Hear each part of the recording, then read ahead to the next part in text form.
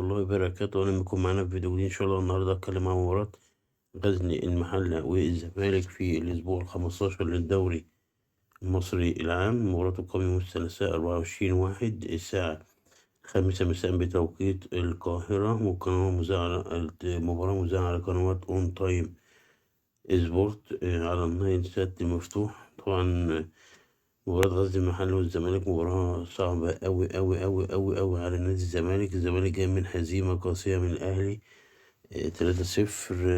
الزمالك بقاله أكتر من 5 ماتشات ما بيفوز.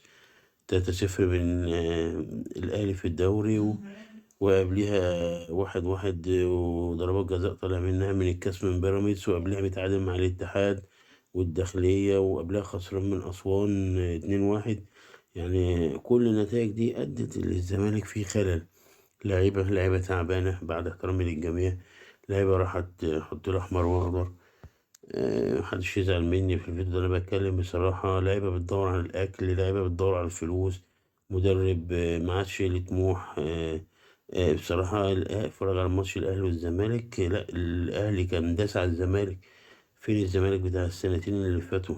دوري وكاس ودنيا وماشي. أنا هقول لك لسه بدري برضو. يعني 26 نقطة و34 8 أهداف برضو، ولسه الدوري احنا في الأسبوع ال15. وين الأهلي خلاص لما بيركب محدش بيوقفه، بس برضو الواحد بيعمل اللي ليه ويقول اللي عليه. ده لو بصينا مباراة غزل المحلة والزمالك صعبة. غزل المحلة في المركز السابع 22 نقطة، عليه 13 هدف، عليه 16 هدف. الزمالك في المركز الرابع متدهور، قبليه بيراميدز وقبليه فيوتشر، وطبعا الأهلي على القمة. الزمالك في المركز الرابع 26 نقطة، 22 هدف، داخل مرمى 10 أهداف. مباراة هتبقى صعبة في غزل المحلة، وغزل المحلة فايق أوي كمان على الزمالك. فبالتوفيق كده ويرجع الزمالك زي زمان ويعرف ينافس الأهلي.